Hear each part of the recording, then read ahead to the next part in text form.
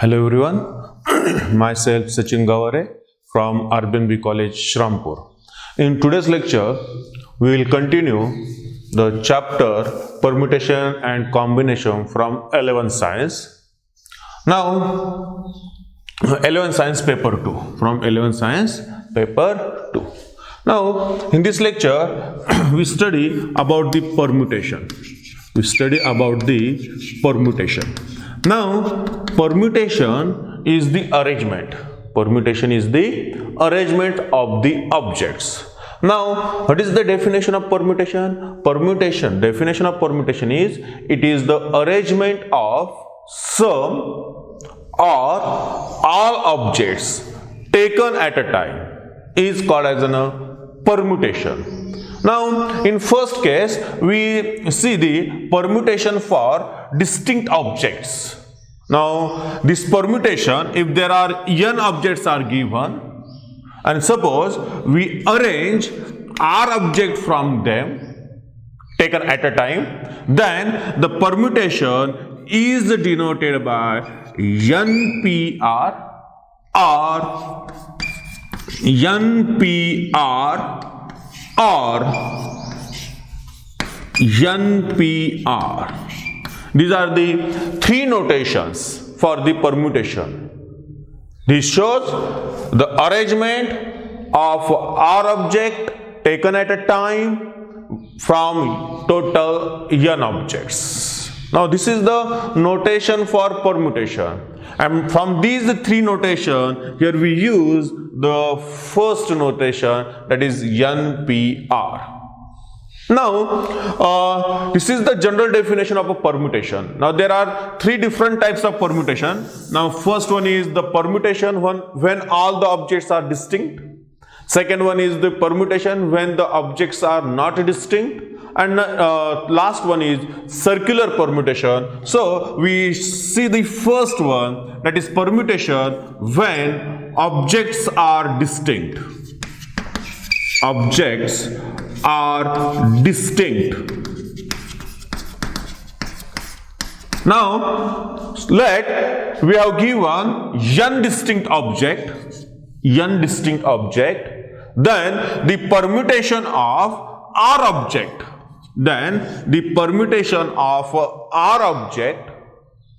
or we can say that then the permutation of R object taken at a time is given by NPR equals to n factorial upon n minus r factorial. Since total n objects are given, means we can arrange maximum n objects, that is all the objects. So here one is the restriction that R must be less than or equals to n. R must be less than or equals to n, and this is the formula. Remember, this is the formula when all objects are distinct. All objects are distinct. Now, here some remarks or some particular cases. That is, if we arrange all the objects at a time, that is NPN, that is all the objects taken at a time, and we have to arrange them. Now, if we use this formula, then it becomes n factorial upon n minus n factorial. Now, n minus n becomes 0, so it gives n factorial upon 0 factorial. And we know that the 0 factorial is 1, and therefore we get NPN equals to n factorial only. NPN equals to n factorial. Similarly, if we arrange a single object only, that is NP1, we arrange a single object only, then by using the formula, NP1 becomes n factorial upon n minus 1 factorial.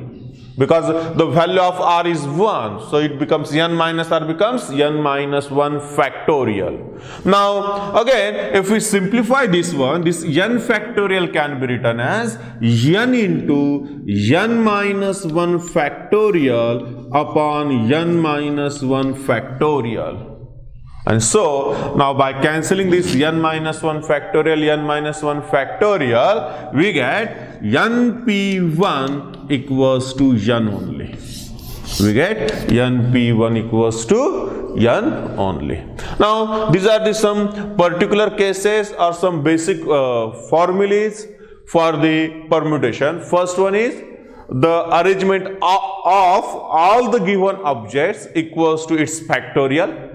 That is npn, that is arrangement of n objects, all objects equals to n factorial, and the arrangement of single object is equals to the number of objects, that is np1 equals to n. Now depending on this formula for the permutation or the arrangement of r objects taken at a time, where all the objects are distinct, is given by n factorial upon n minus r factorial. We solve some examples, some problems depending on this formula. So the first problem is find n.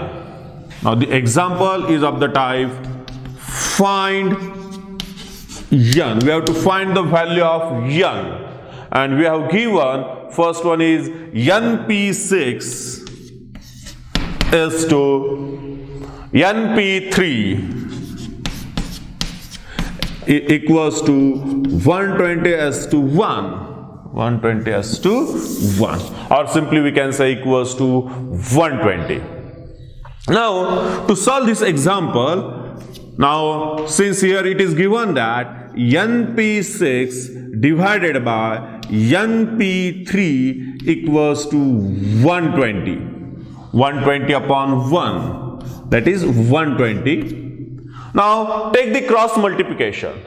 Now if we take the cross multiplication, this can be written as np6 equals to 120 into np3.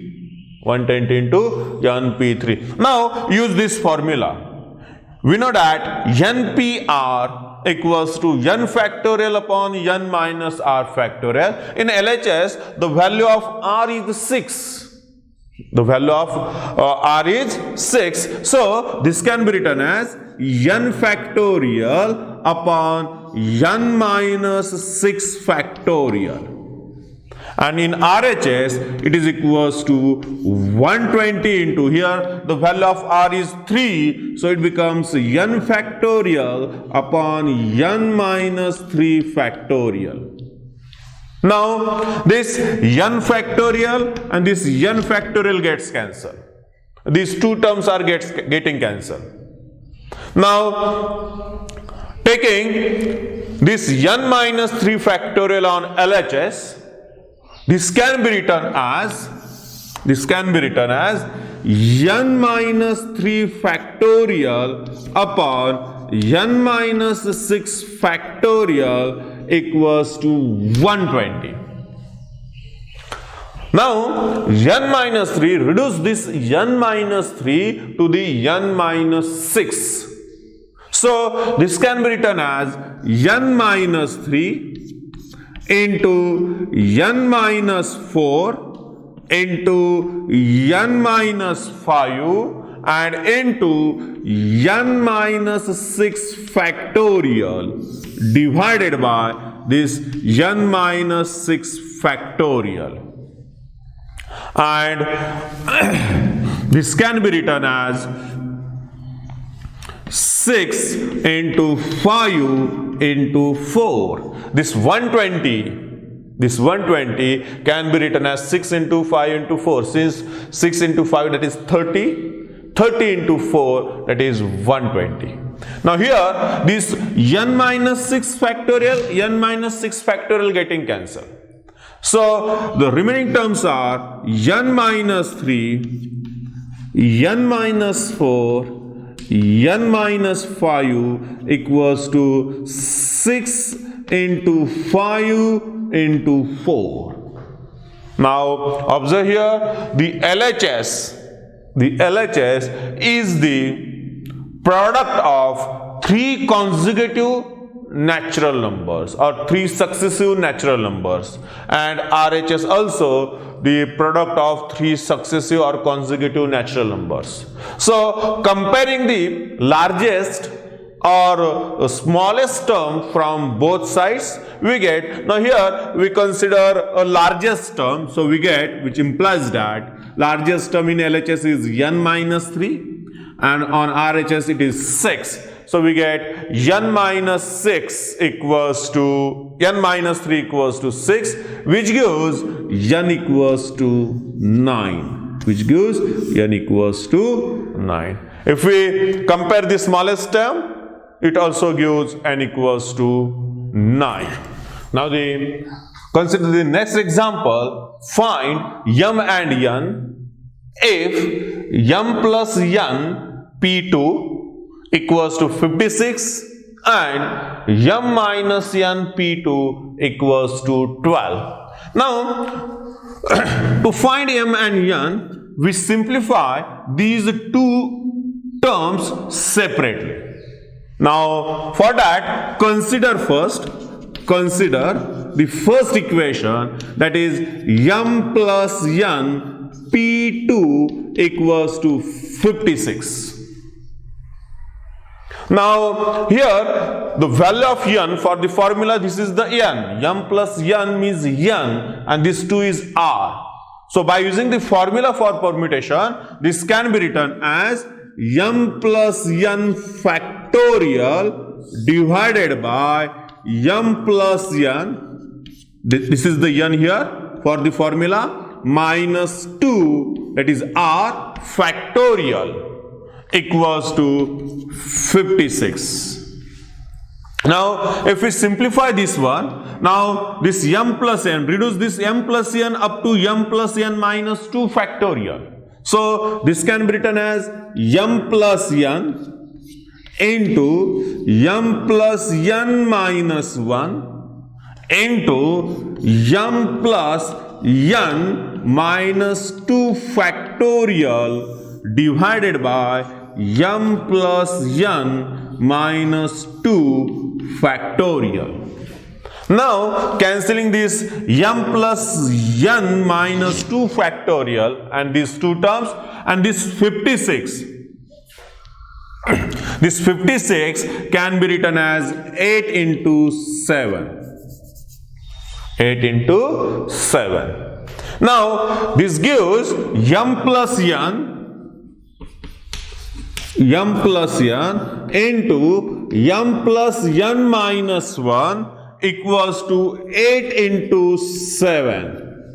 Now again the LHS, this LHS is the product of two consecutive natural numbers, and RHS also the product of consecutive numbers, natural numbers. So comparing these, we get m plus n equals to 8. We get, this is the first equation, that is m plus n equals to 8. From this first given term, that is m plus n p2 equals to 56. Now similarly we simplify this one. Now also what is the given? m minus n p2 equals to 12 is given. Now again use the formula. If we use the formula, it gives m minus n factorial divided by m minus n minus 2 factorial equals to 12. Equals to 12. So it gives, now again this can be written as m minus n minus 1 into m minus n, it can be written as m minus n into m minus n minus 1 and into m minus n minus 2 factorial and divided by this term m minus n minus 2 factorial. And this 12 can be written as 4 into 3. Again, this m minus n minus 2 factorial, these two terms are same, so cancelling them. So we get the result, that is, we get the result m minus n into m minus n minus 1 equals to 4 into 3. Again, by same thing here, this is the product of two consecutive natural numbers. RHS also the product of two consecutive numbers. So comparing them, so we get, which implies that m minus n equals to 4. By comparing, we get m minus n equals to 4. This is the equation 2. Now observe here, the equation 1 and 2 are the two simultaneous equations. So we can solve them. So for solving them, we say that adding equation 1 and 2, adding equation 1 and 2.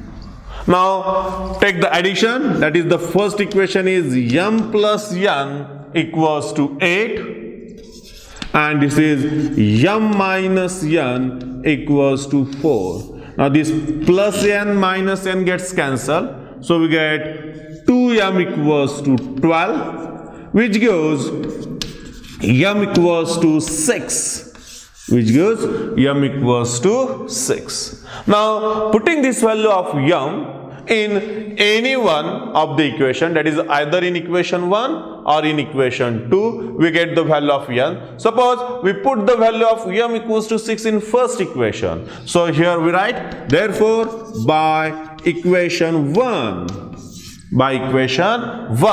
we get 6 plus n equals to 8, and therefore we get n equals to 8 minus 6, that is n equals to 2.